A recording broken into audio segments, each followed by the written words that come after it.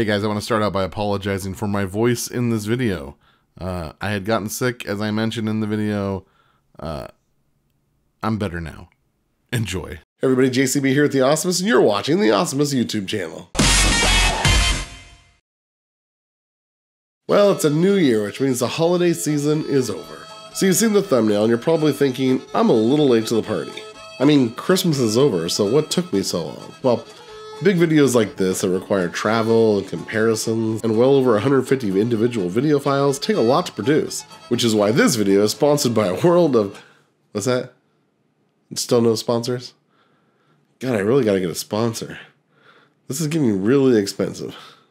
I'll tell you what, this video is sponsored by my band, Losers of the Year. That's right, Losers of the Year! Check us out on Spotify or wherever you get your music. Back in December, when I first started making this video, we had just released a new Christmas song, and before that, we re-released one of our oldest songs ever as a way of saying thanks to all of our longtime fans. That one you can only get on Tidal.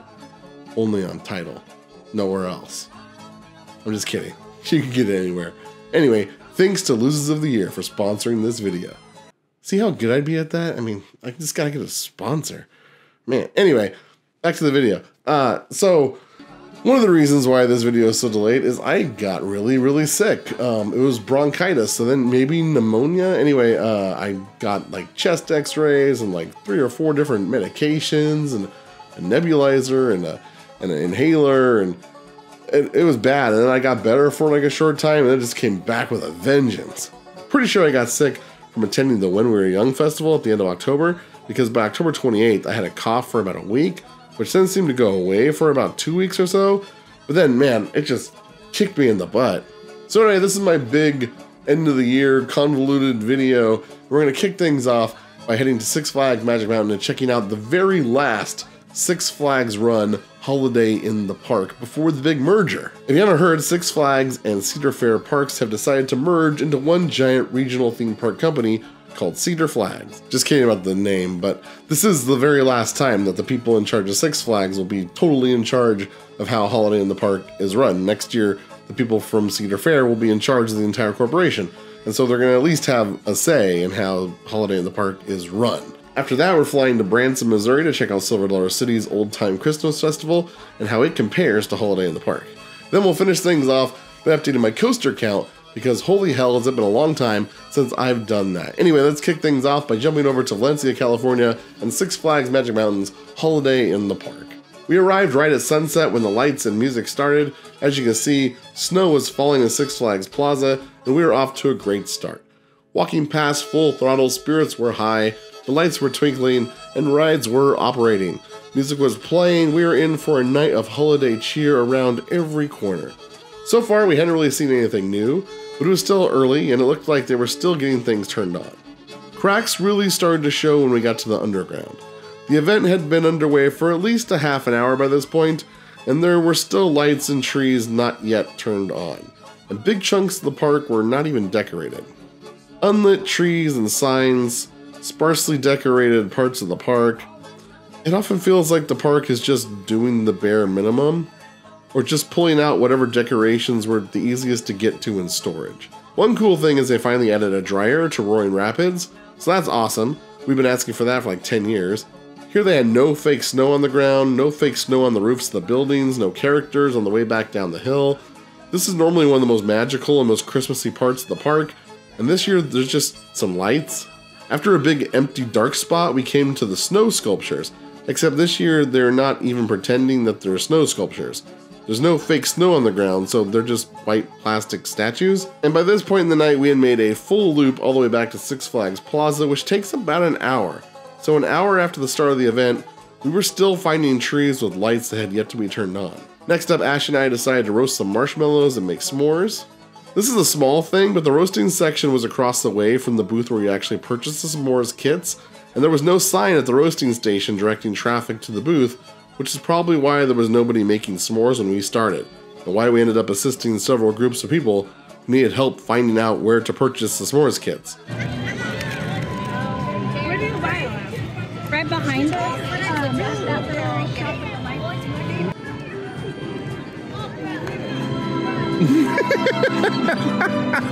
If Holiday in the Park should be geared toward any specific demographic, it would be kids. And Looney Tune Land should be decked out with lights and characters and Porky Pig dressed as Santa. Instead, it's actually less decorated than it was during Fright Fest.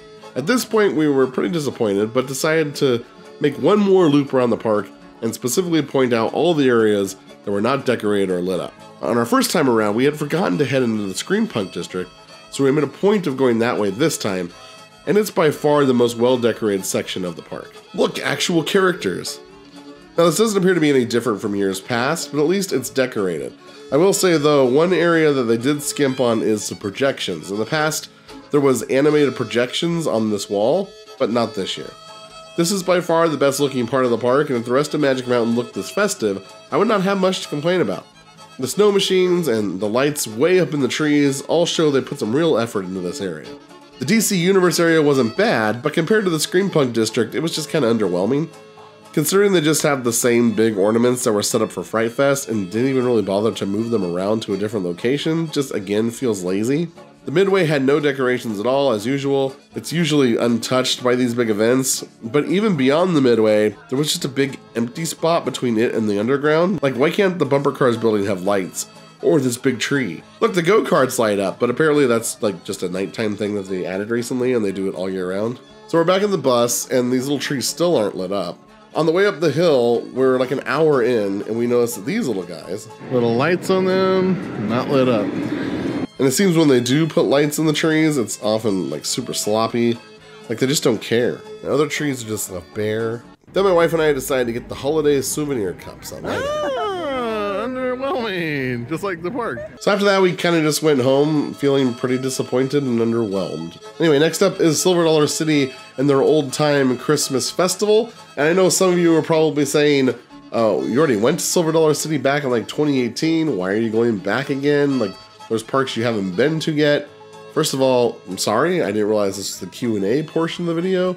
And second, how are you talking to me in a pre-recorded video? Like, explain to me the technology that allows that to work, because that's pretty impressive. Anyway, when we went in 2018 in the summertime, everyone kept telling us we had to come back for Christmas. They kept telling us how amazing it was. But then every Thanksgiving in the mail, we'd get like this brochure from Silver Dollar City talking about their Christmas event and how fun it was. And so we were always tempted to go back. And then this year, we were talking to some family members about the possibility of going this year. And then some other family members were telling us that they wanted to go and they had just seen it online. And so it kind of seemed like a sign and things they started to like line up. So we decided to actually go and give it a try. Plus, December was the final month for riders to experience the original Fire in the Hole, which is being shut down or replaced with a new and improved version this coming spring. And for your information, Mr. You already went through in 2018, if you'll recall from those videos, we had some unfinished business during that trip, which I'll get to in a little bit. Since we wanted to ride rides, we arrived at Silver Dollar City right when they opened. Before we even got into the park, there was already a lot of lights and decorations everywhere. Even during the day, you could tell this place is decked out for the nighttime experience. There are lights meticulously placed on every building. It seems like every tree has lights carefully strung throughout. Our first order of business was to ride Fire in the Hole one last time. See, we learned from previous trips to other parts of the country that you do things while you can do things, because the weather can change like that, and suddenly there's a lightning storm coming in and they shut down all the rides. So we figured Fire in the Hole is open, let's do Fire in the Hole while we still can. So we got in line right away. We had also heard the day before that they were giving out these stickers for anyone who rode the ride one last time this final week. So we were really excited to get one of those stickers. What do we get for riding Twisted Colossus before? Colossus. Nothing. Next, we went into Grandpa's Mansion, which is a funhouse kind of attraction. We did that because it turns out that if the temperature is below 40 degrees outside, Silver Dollar City shuts down all of the big rides. And it was closer to 34 degrees and was expected to stay that way all week. So none of the rides were running. With nothing else to do, we decided to take the Marvel Cave tour again. Just like last time, we made our way down to the bottom of the cave, only this time I have a camera that handles low light a lot better and in 4K. We got our picture taken, and then they lit up some Christmas lights in the shape of a Christmas tree on the walkway we had just descended. The cave tour is still a lot of fun and I highly recommend it, even though it has changed a bit since 2018. Apparently they no longer take guests down to the base of the waterfall. I guess that part of the cave is flooded a lot and they can't keep up with the maintenance of the stairs that lead in and out of the lowest point of the tour. And I specifically remember a room where they had everybody sit in a circle, and then they turned off all the lights. That wasn't part of the tour anymore either. Still, it was a lot of fun, and with the tour included as part of the general admission to the park, you'd be stupid not to experience it. We had my nephew and his fiancée with us on this trip who had never gone spelunking before, and they had a fantastic time. Well, since we had nothing else to do and we were starting to get really hungry, we decided to do the Taste of the City food passport, which is $25 for 5 different meals at 25 different food locations throughout the park. And for $13 more, you can get a refillable mug. You might remember a couple years ago, my wife and I did a similar thing at Six Flags Magic Mountain, except there you were allowed 10 meals, and there seemed to be a lot more booths. Anyway, we knew we wanted to do the sing-along train ride that kind of goes around the perimeter of the park. So we decided to grab our first bite to eat. We took a look at the menu. All of us were really excited for the Ozarks chili and bread bowl, and all of the pictures showed it in a bread bowl, so we were super excited for that. We went to the restaurant, we ordered it, and when we got it, it looked like this. So we asked about the bread bowl, and we were told that you only get that if you buy the full serving, and that the passport is just a taste, which is a bit disappointing. Because we had done the math, and with the refillable mug, the cost is $48, which divided by 5 meals is like $9.60, which is a good deal compared to the typical like $12 price of a meal at Six Flags. But then we discovered that, sure, the mug is refillable, but you have to pay for every refill, which is a cost of about $2 each time, which means every meal is costing you $11.60, which is pretty much normal price for a meal at a theme park, except you're just getting tastes, supposedly. Again, kind of disappointing. So as you can see here, even Silver Dollar City doesn't decorate every single tree, but my god, do they outdo Magic Mountain once the sun goes down. It did take long for us to make our way over to the train, and within minutes, we were riding around the park. Even from this backside view of the park, you can see how much more effort has been put into the decorations. Along the way, the music corresponds with the decorations, as was the case with this Rudolph the Red-Nosed Reindeer display. Then this old man did his best impression of Linus from the Charlie Brown Christmas special and told us the story of the Great Pumpkin or whatever. The train ride lasts about 15 minutes or so, which I think is way shorter than the normal non-Christmas train ride, which I remember taking way longer, like 45 minutes. People who go to Silver Dollar City more often than I do, please correct me if I'm wrong down in the comments, but doesn't the normal train ride during the normal part of the year take like way longer than 15 minutes? Please let me know if I'm wrong, if I'm misremembering. Just let me know. After the train, we decided to get our second taste of the city, which is breadsticks and marinara sauce, which is definitely more than just a taste. We got 2 full breadsticks each and a big marinara dip. Then we stopped for some photos, checked some local menus, got an order of pot roast fries for taste number 3, which was again a full-size serving, did some more walking around, and started really noticing how dead the park was already. With rides and games shut down, it's no wonder so many people were leaving. Currently 7:01 p.m., park closes in 2 hours. Everything's closed down. At this point it was starting to get a little boring, but I still had to do 2 more tastes of the city, otherwise I was going to waste like $24 essentially. America. Jesus. So when it comes to decorations, Silver Dollar City definitely wins. When it comes to rides and things to do, Six Flags Magic Mountain has them beat. Silver Dollar City's 40 degrees rule might be a safety regulation, and it could very well be based on some really solid science, but it makes me never want to come back during the winter ever again. We got so bored, I watched some of this. For my 4th taste of the city, I had the stalest churro ever. Then I had a great idea. Why not pay $6 and use the dryers to warm up for a bit? Ignore the horrible hat hair. It's been a wet and beanie filled day. For my wife's 4th taste, she got these caramel apple things that looked like they'd be drizzled in hot melted caramel, but instead they were drizzled with caramel syrup, so that was cold and disappointing. We walked around a little more, saw this beautiful tree, and this closed attraction. Seriously, it's a bridge. Just a bridge, but it's closed due to weather. It was 7:41 p.m. and everything was closed. Even a stupid swing bridge. We decided to spin the buggy wheel of fortune because, I mean, what else could we do? And then I picked this marshmallow cheesecake churro waffle cone as my final taste of the city. Everything really did seem to be full size, except for the chili bowl thing, which is weird. I really think that guy was just being a stickler and like was trying to like maximize his profits or something. We decided to make our way out of the park, and my wife got a cinnamon roll as her final taste, a full-size cinnamon roll if you were curious. And that was our time at Silver Dollar City. Now, I did mention some unfinished business. Longtime viewers will remember that when we went in 2018, we booked a lantern tour of Marvel Cave, but had it canceled on us when a small gust of wind inconvenienced the town slightly, causing everyone around us to freak out. Well, we wanted to give it another try this time, but they didn't have any openings on the day that we were actually at the park. They had openings for the next day, but they wouldn't let us in if we just had a ticket for the lantern tour. We had to buy another ticket for the park itself. And since we didn't really want to spend another $80 to go to Silver Dollar City to experience no rides and lights that we kind of already experienced, we didn't get to do the cave tour again. So we still have not done the lantern tour, even though we've now been to the park 2 times. So we still have unfinished business there. The next morning we got up and went to McFarland's for breakfast. By the way, the best breakfast we had by far in Branson was at a place called Steamin' Joe's. So I highly recommend it. If you go to Branson, Missouri, check out Steamin' Joe's. It's by far the best breakfast in town. My wife just screamed they're worth the wait from the living room, so it's that good. After breakfast, we made our way over to the Titanic Museum. Apparently, for some reason, they have a rule against photos and videos on the ground floor, so you have to wait until you're upstairs, which is a little odd. Anyway, among the exhibits, they have these sloping decks that show just how steep things got as the ship sank. They also have this cut-in-half recreation of one of the lifeboats. And then there was this bowl of super chilled water set at 28 degrees, and a timer to check how long you can keep your finger in it. My wife Ashlyn did the full 3 minutes and could have kept going, but we didn't want to be rude and hold up the whole line.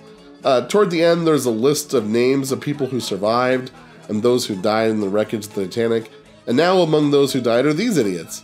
Yep, the rich assholes who decided to board a makeshift submarine.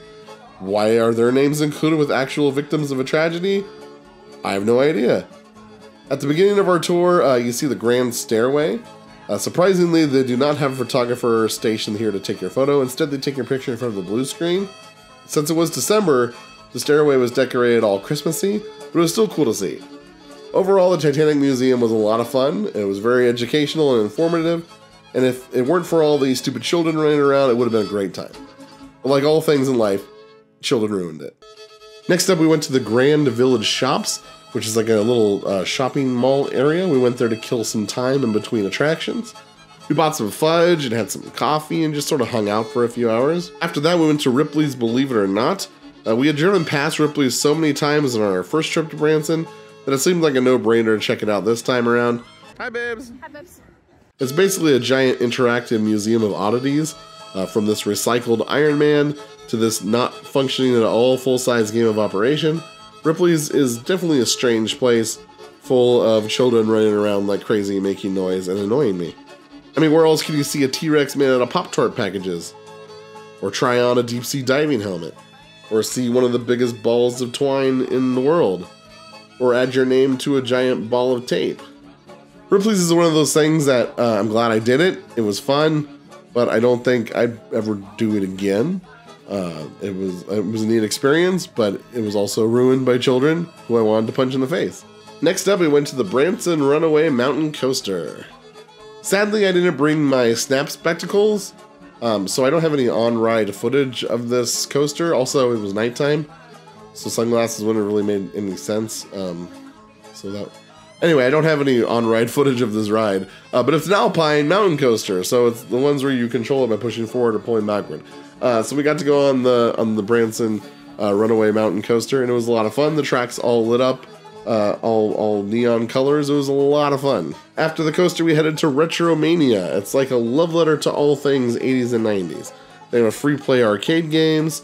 They have statues of 80s icons, multiple escape rooms. We did the Escape from the Future escape room, which the 4 of us completed in like 30 minutes. Out on the balcony, they have giant chess and giant Connect 4. And there's some kind of like VR game in the middle, plus a haunted house. I actually want to go to Haunted House more than I want to go to Aqua. After that, we went to the Shepherd of the Hills Trail of Lights exhibit, which is a drive-through Christmas light display thing, which was a lot of fun. I mean, we did have fun, even though we got stuck behind some guy who didn't understand that you're supposed to turn off your headlights while you're in a dark area decorated with colorful lights, even though there was multiple signs telling all the drivers to turn off their headlights, and every other driver seemed to notice signs and turn off their headlights, except for him. We had fun. After that, we headed to dinner, but got stuck behind a driver who we're pretty sure was drunk because he kept drifting into oncoming traffic. Next, we had dinner at Peschetti's, which we remembered from our last trip as being really good, but really wasn't. It was actually probably some of the worst Italian food I've had in a really long time. So we decided to end our night at Cheddar's Scratch Kitchen's bar with a round of painkillers to celebrate our very busy and yet very successful day. The next day, we only had 2 things on our agenda before we had to catch our flight. The first was breakfast, which was no problem. The second was visiting the Butterfly Palace, but they turned out to be so busy that we had to get our tickets refunded because it was like a 2-hour wait or something like that. So we ended up doing our backup plan, which is going to the Copperhead Alpine Coaster. And that's right, we headed back to the Shepherd of the Hill for the Copperhead Mountain Coaster that we had saw the night before at the Trail of Lights. Anyway, after our ride on the coaster, we went back to the airport and flew home. We had a great trip overall to Branson. Even though we didn't ride any big coasters like Time Traveler or Outlaw Run, we did get to ride Fire in the Hole one final time, and I got to add 2 new coasters to my coaster count, which reminds me, we got to go over to coastercount.com and add some new coasters to my coaster count. So let's do that right now. So now my count is 138 coasters, with duplicates 145. So not too bad, not too bad. Respectable count. I mean, you know, I've slowed down as I've gotten older, so you know, there is that. Anyway, that's it for today's video. Thank you so much for sticking with me in 2023. It's been a year of changes and challenges. Hope you have a great 2024 and Happy New Year. If you enjoyed this video, be sure to like, comment, and subscribe. And until next time, keep being awesome. Smoke. And more lights. And lights and smoke. And a hearse. And the dead tree. And the skeleton lady who somehow has cleavage. And then more smoke. Oh yeah, and people dancing on stilts. I forgot about that. Oh, don't forget the smoke.